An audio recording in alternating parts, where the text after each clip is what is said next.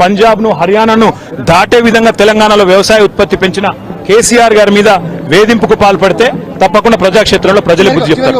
ఏడాదిన్నర కాలంగా ఒక ప్రాజెక్టు డిపిఆర్ గానీ కనీసం శంకుస్థాపన గానీ ఒక ఇటుక పెట్టి కట్టి దాఖలాలు లేవు. ఎట్లా చూస్తారు కాంగ్రెస్ పార్టీ? ఎట్లా చూసేదేముంది, ఇటు కూలగొట్టడానికి వచ్చింది తప్ప కట్టనికి రాలేదు.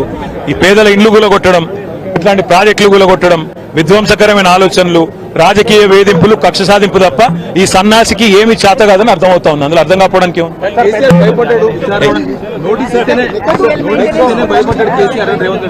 100 జన్మలెత్తినా రేవంత్ రెడ్డి అనే చిల్లరగానికి కేసీఆర్ గొప్పతనం అర్థం కాదు. రేవంత్ రెడ్డి గురువు, ఆయన జేజమ్మతోనే కొట్లాడినోడు కేసీఆర్, ఆ జేజమ్మని ఇక్కడి నుంచి తరిమేసినోడే కేసీఆర్. కాబట్టి ఇరిగేషన్ గురించి మాట్లాడటము అంటే ఇది హనుమంతుడి ముందు కుప్పిగంతులు లాంటివి. ఎందుకంటే కేసీఆర్ గారికి ఉన్నంత క్షుణ్ణమైన అవగాహన, వాగులు, వంకలు, నదులు, చెరువులు, వీటి గురించి, ఇరిగేషన్ రంగం గురించి కేసీఆర్ కు ఉన్నంత అవగాహన బహుశా భారతదేశంలోనే ఈరోజు సమకాలీన రాజకీయాల్లో ఏ రాజకీయ నాయకుడికి కూడా ఉండదు. మరి అట్లాంటిది కేసీఆర్ గారిని పిలిచి లేదు అడుగుతామంటే హనుమంతుడి ముందు కుప్పిగంతులే అవుతుంది. ముమ్మాటికి నిజాలు అల్టిమేట్ గా తేల్తాయి. ధర్మము న్యాయమే గెలుస్తుంది.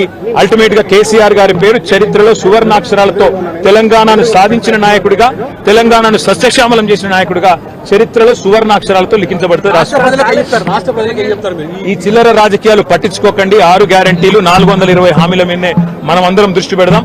ఖచ్చితంగా రేవంత్ రెడ్డిని, కాంగ్రెస్ పార్టీని తొందరలోనే ఈ చిల్లర రాజకీయాలు అన్ని ముగిసిన తర్వాత ప్రజాక్షేత్రంలో బట్టలిప్పి నించోబెట్టే విధంగా కార్యాచరణ ఉంటది. దానికి మీ మద్దతు పలకాలని రాష్ట్ర ప్రజలకు రేవంత్ రెడ్డి అనే ఒక చిల్లర నాయకుడు, ఒక చిల్లర వ్యక్తికి కేబినెట్ అంటే అర్థం కాదు, కేబినెట్ ఎట్లా పనిచేస్తుందో అర్థం కాదు. ఎందుకంటే ఆయన ఆలోచనలు వేరు, ఆయన ఎజెండా వేరు. ఆయనకు రాష్ట్ర ప్రయోజనాల కంటే, రైతుల ప్రయోజనాల కంటే రాజకీయ ప్రయోజనాలు, రాక్షస ఆనందము, పైశాచిక ఆనందం ఆయనకు ముఖ్యం.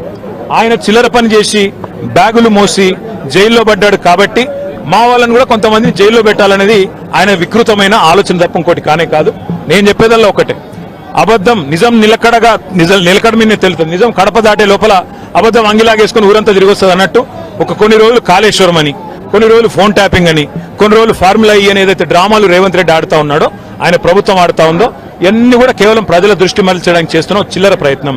420 హామీలు, 6 గ్యారంటీలు అమలు చేయలేని ముఖ్యమంత్రి, చివరికి మంత్రివర్గ విస్తరణ చేయలేని ముఖ్యమంత్రి, చివరికి మంత్రివర్గ విస్తరణ చేసిన పోర్ట్ఫోలియోలు కూడా కేటాయించుకోలేని ఒక అసమర్థ ఫెయిల్యూర్ చీఫ్ మినిస్టర్.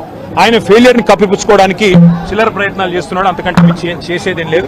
కేసీఆర్ గారితో ఇరిగేషన్ గురించి మాట్లాడడం అంటే హనుమంతుడి ముందు కుప్పిగంతులాగా ఉంటుంది. ఎందుకంటే కేసీఆర్ గారికి సమకాలీన రాజకీయాల్లో భారతదేశంలో ఆయనకున్నంత క్షుణ్ణమైన అవగాహన, నదులు, వాగులు, వంకలు, చెరువులు ఏం చేయొచ్చు అనేది, ఏం చేసి చూపెట్టిందో కూడా కేసీఆర్ నాయకత్వం తెలంగాణ ప్రజల ముందే ఉంది.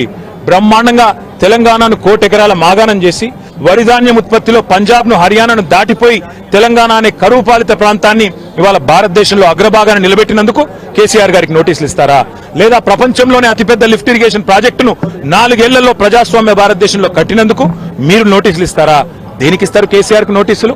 అన్ని చర్చలు కూడా ఇవాళ కమిషన్ ముందు జరుగుతాయి. ఎన్ని ప్రశ్నలు అడిగినా వాటికి సమాధానాలు సమర్థవంతంగా మేము చెప్తాము. ఇప్పటికే హరీష్ రావు గారి ప్రెజెంటేషన్ తోనే కాంగ్రెస్, బీజేపీ నాయకుల ఫ్యూజులు ఎగిరిపోయినాయి. ప్రజలకు కూడా మొత్తం వాస్తవాలు అర్థమైపోయినాయి. వాడు కొత్తగా చెప్పడానికి కానీ మరి అడగడానికి కానీ వాస్తవంగా ఏం లేదు. కానీ సాంకేతికంగా పిలవాలి కాబట్టి పిలిచుడని నేను అనుకుంటాను. రేవంత్ రెడ్డి వాళ్ళ మామ దగ్గర కూర్చుంటే మంచిది. పిల్లనిచ్చిన మామ దగ్గర రేవంత్ రెడ్డి 5 నిమిషాలు కూర్చొని బుద్ధి జ్ఞానం తెచ్చుకుంటే మంచిది. సూదిని పద్మారెడ్డి గారు, గీత గారి తండ్రి, వారు చెప్పినారు 94,000 కోట్ల ఖర్చైన ప్రాజెక్టులో 1,00,000 కోట్ల అవినీతి అనేది ఒక తెలివి తక్కువ అంటాడన్నాడు. మరి ఆ తెలివి తక్కువ ఆయన అల్లుడు. మా కర్మగాలి ఆ తెలివి తక్కువ ఇలా ఈ రాష్ట్రానికి ముఖ్యమంత్రి.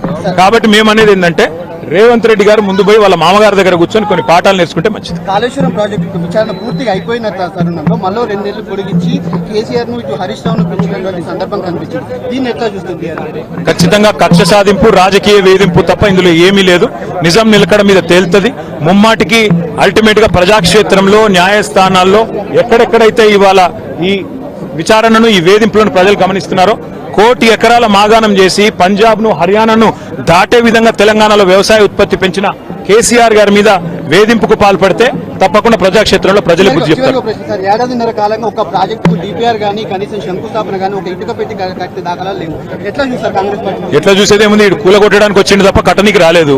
ఈ పేదల ఇండ్లు కూలగొట్టడం, ఇట్లాంటి ప్రాజెక్టులు కూలగొట్టడం, విధ్వంసకరమైన ఆలోచనలు, రాజకీయ వేధింపులు, కక్ష సాధింపు తప్ప ఈ సన్నాసికి ఏమి చేత కాదని అర్థమవుతా ఉంది. అందులో అర్థం కాకపోవడానికి ఏముంది?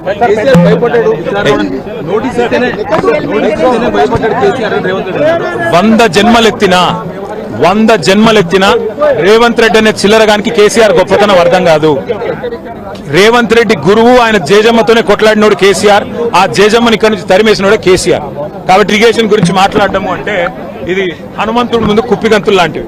ఎందుకంటే కేసీఆర్ గారికి ఉన్నంత క్షుణ్ణమైన అవగాహన, వాగులు, వంకలు, నదులు, చెరువులు, వీటి గురించి, ఇరిగేషన్ రంగం గురించి కేసీఆర్ కు ఉన్నంత అవగాహన బహుశా భారతదేశంలోనే ఈరోజు సమకాలీన రాజకీయాల్లో ఏ రాజకీయ నాయకుడు కూడా ఉండదు. మరి అట్లాంటిది కేసీఆర్ గారిని పిలిచి లేదు అడుగుతామంటే హనుమంతుడి ముందు కుప్పిగంతులే అవుతుంది. ముమ్మాటికి నిజాలు అల్టిమేట్ గా తేల్తాయి, ధర్మము న్యాయమే గెలుస్తుంది. అల్టిమేట్ గా కేసీఆర్ గారి పేరు చరిత్రలో సువర్ణాక్షరాలతో తెలంగాణను సాధించిన నాయకుడిగా, తెలంగాణను సస్యశ్యామలం చేసిన నాయకుడిగా చరిత్రలో సువర్ణాక్షరాలతో లిఖించబడుతుంది. ఈ చిల్లర రాజకీయాలు పట్టించుకోకండి. 6 గ్యారంటీలు, 420 హామీల మీదనే మనం అందరం దృష్టి పెడదాం.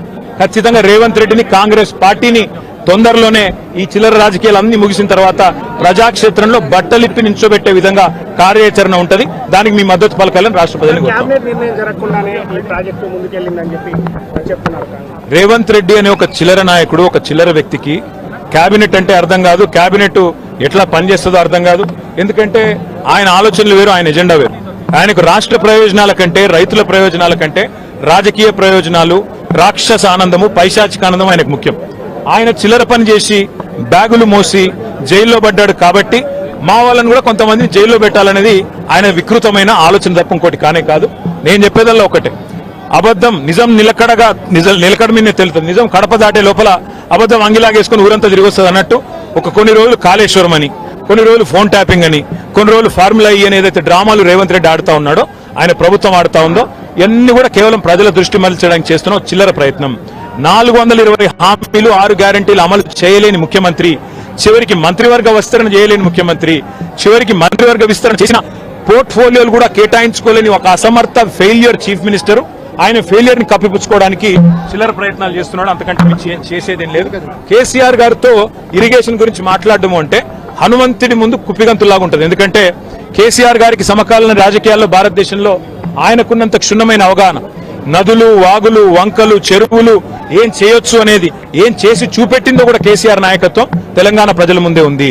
బ్రహ్మాండంగా తెలంగాణను 1 కోటి ఎకరాల మాగాణం చేసి వరిధాన్యం ఉత్పత్తిలో పంజాబ్ ను, హర్యానాను దాటిపోయి తెలంగాణ అనే కరువు పాలిత ప్రాంతాన్ని ఇవాళ భారతదేశంలో అగ్రభాగాన్ని నిలబెట్టినందుకు కేసీఆర్ గారికి నోటీసులు ఇస్తారా? లేదా ప్రపంచంలోనే అతిపెద్ద లిఫ్ట్ ఇరిగేషన్ ప్రాజెక్టును 4 ఏళ్లలో ప్రజాస్వామ్య భారతదేశంలో కట్టినందుకు మీరు నోటీసులు ఇస్తారా? దేనికి ఇస్తారు కేసీఆర్ కు నోటీసులు? అన్ని చర్చలు కూడా ఇవాళ కమిషన్ ముందు జరుగుతాయి. ఎన్ని ప్రశ్నలు అడిగినా వాటికి సమాధానాలు సమర్థవంతంగా మేము చెప్తాము. ఇప్పటికే హరీష్ రావు గారి ప్రజెంటేషన్ తోనే కాంగ్రెస్, బీజేపీ నాయకుల ఫ్యూజులు ఎగిరిపోయినాయి. ప్రజలకు కూడా మొత్తం వాస్తవాలు అర్థమైపోయినాయి. వాడు కొత్తగా చెప్పడానికి కానీ, మరి అడగడానికి కానీ వాస్తవంగా ఏం లేదు. కానీ సాంకేతికంగా పిలవాలి కాబట్టి పిలిచడం నేను అనుకుంటాను. రేవంత్ రెడ్డి వాళ్ళ మామ దగ్గర కూర్చుంటే మంచిది. పిల్లనిచ్చిన మామ దగ్గర రేవంత్ రెడ్డి 5 నిమిషాలు కూర్చొని బుద్ధి జ్ఞానం తెచ్చుకుంటే మంచిది. సూదిని పద్మారెడ్డి గారు, గీత గారి తండ్రి, వారు చెప్పినారు 94,000 కోట్ల ఖర్చైన ప్రాజెక్టులో 1,00,000 కోట్ల అవినీతి అనేది ఒక తెలివి తక్కువ అంటాడన్నాడు. మరి ఆ తెలివి తక్కువ ఆయన అల్లుడు, మా కర్మగాలి. ఆ తెలివి తక్కువ ఇలా రాష్ట్రానికి ముఖ్యమంత్రి. కాబట్టి మేము అనేది ఏంటంటే రేవంత్ రెడ్డి గారు ముందు పోయి వాళ్ళ మామగారి దగ్గర కూర్చొని కొన్ని పాఠాలు నేర్చుకుంటే మంచిది. కాళేశ్వరం ప్రాజెక్టు విచారణ పూర్తిగా అయిపోయిన తరుణంలో మళ్ళీ 2 నెలలు పొడిగించి కేసీఆర్ ను ఇటు హరీష్ రావును పెంచినటువంటి సందర్భం కనిపించింది. దీన్ని ఎట్లా చూస్తుంది? ఖచ్చితంగా కక్ష సాధింపు, రాజకీయ వేధింపు తప్ప ఇందులో ఏమీ లేదు. నిజం నిలకడ మీద తేలుతుంది. ముమ్మాటికి అల్టిమేట్ గా ప్రజాక్షేత్రంలో, న్యాయస్థానాల్లో ఎక్కడెక్కడైతే ఇవాళ ఈ విచారణను